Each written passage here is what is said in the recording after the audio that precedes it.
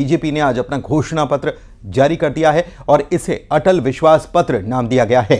जनता से 20 बड़े वादे बीजेपी के द्वारा इस घोषणा पत्र के जरिए किए गए हैं और इसमें यह कहा गया है कि हमने हर वर्ग का ध्यान रखने की कोशिश की है। इसके साथ ही महिलाओं और युवाओं पर विशेष फोकस की बात कही गई है। महिलाओं को प्रॉपर्टी टैक्स में 25% छूट का वादा किया गया है। इसके अलावा स्कूल कॉलेज में फ्री वाईफाई, छात्राओं के लिए सैनिटरी पैड्स देने की भी बात कही गई है और साथ ही साफ सफाई समेत बेहतर पार्किंग सुविधा देने का भी वादा बीजेपी ने अपने इस अटल विश्वास पत्र के जरिए किया है।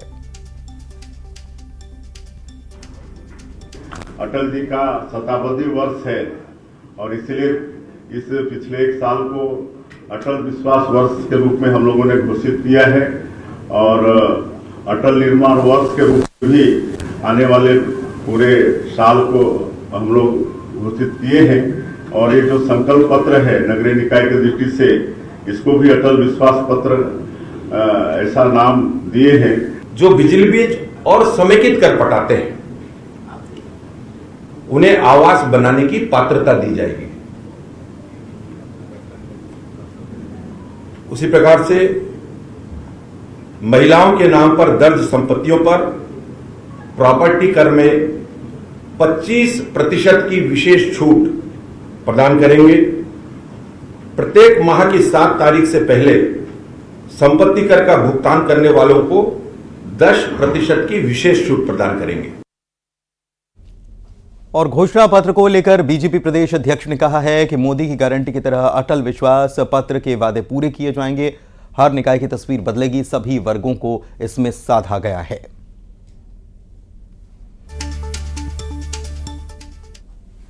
डेफिनेटली अटल जी का नाम जहां पर है निश्चित रूप से वहां पर घोषणाएं वो पूरी होनी हुई और भारतीय जनता पार्टी जो कहती है वो करती है। ये विश्वास जनता में भी बढ़ा है और जिस तरीके से इस 1 वर्ष 3 महीने में ही और आदरणीय विष्णुदेव साय जी ने मोदी जी की गारंटी की जो योजनाएं हैं और खुद अपने मुख्यमंत्री जी की जो गारंटी की योजना है उसको नीचे तक जिस तेजी से पहुंचाने का काम किया है। नगरीय निकाय क्षेत्र में 5 साल कांग्रेस की सरकार ने सिर्फ भ्रष्टाचार किया, कहीं पे भी विकास के काम नहीं हुए, सारे विकास के काम ठप हो चुके थे। बहुत तेजी से आप देख रहे होंगे कि हजारों प्रत्येक जिले में मैं सोचता हूं कि हजारों करोड़ों के काम जो भूमि पूजन शिलान्यास तेजी से हुए हैं और आने वाले समय में जो भी वचन भारतीय जनता पार्टी ने इस अटल संकल्प पत्र में दिया उसको निश्चित रूप। और बीजेपी ने घोषणा पत्र जारी किया तो कांग्रेस ने निशाना साधा और कहा कि बीजेपी घोषणा पत्र में झूठ बोलकर भ्रम फैलाने का काम कर रही है। सुशील आनंद शुक्ल ने कहा कि बीजेपी फिर से झूठ का एक पुलिंदा लेकर आ गई है।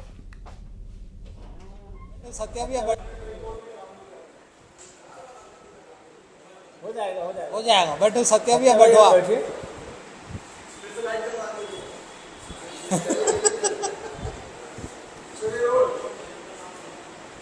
एक वादे के बारे में तफसील से बताऊंगा। इन 20 में से 17 वादों जी के प्रति जो विश्वास था वो समाप्त हो गया। और आकाश शर्मा हमारे सहयोगी हमारे साथ जुड़े हुए हैं रायपुर से, सीधे उनके पास चलते हैं। आकाश, घोषणा पत्र बीजेपी का जारी हो गया, इंतजार तो हो रहा था, कांग्रेस का जारी अभी नहीं हुआ है, लेकिन राजनीति शुरू हो गई है।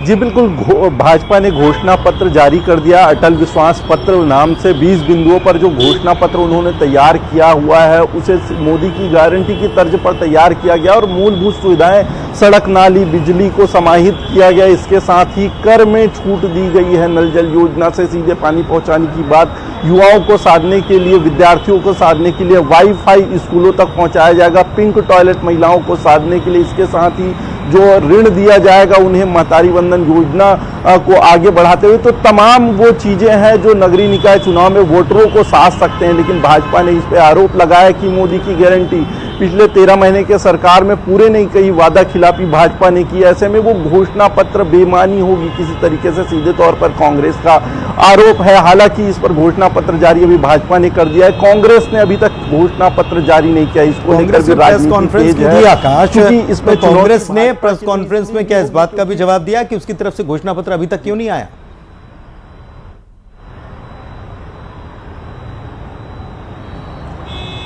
जी बिल्कुल, उन्होंने सीधे तौर पर कहा कि उनका घोषणा पत्र जल्द ही आ जाएगा, लेकिन अभी तक के उनका घोषणा पत्र नहीं आया है। उसके अपेक्षा उन्होंने बीजेपी के लिए आरोप पत्र जारी किया, जिसमें वो सीधे तौर पर बीजेपी को लेकर आरोप लगाते दिखे हैं, लेकिन कहीं ना कहीं भाजपा की तरफ से वो घिरते नजर आए, क्योंकि उनका घोषणा पत्र कहीं पर नहीं आया। आप देखेंगे प्रत्याशी घोषणा में भी कांग्रेस ने कहीं ना कहीं लेट लतीफी की, कई जगहों पर उन्होंने उम्मीदवार नहीं उतार पाए, इसका खामियाजा उन्हें भुगतना पड़ा है। ऐसे में भाजपा उन्हें घेरती हुई नजर आ रही है एक तरीके से। जी, और एक चीज और है कि ये निकाय चुनाव की घोषणा के बाद जब नॉमिनेशन हुआ और तमाम चीजें सामने आई, तब पता चला कि कई बीजेपी जो है कुल 30 ऐसे पार्षद हैं जो बीजेपी के निर्विरोध निर्वाचित हो गए। कांग्रेस का यहां पर भी एक प्रकार से कांग्रेस बैकफुट पर नजर आई है, और खींचतान भी दोनों दलों में, क्या खबरें निकल कर आ रही हैं दोनों दलों से खींचतान को लेकर, टिकट के बंटवारे के बाद नाराजगी को लेकर?